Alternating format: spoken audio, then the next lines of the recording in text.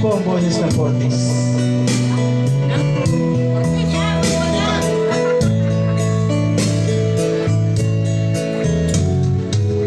Hindi ko na sana pinagmasdan ang iyong ganda,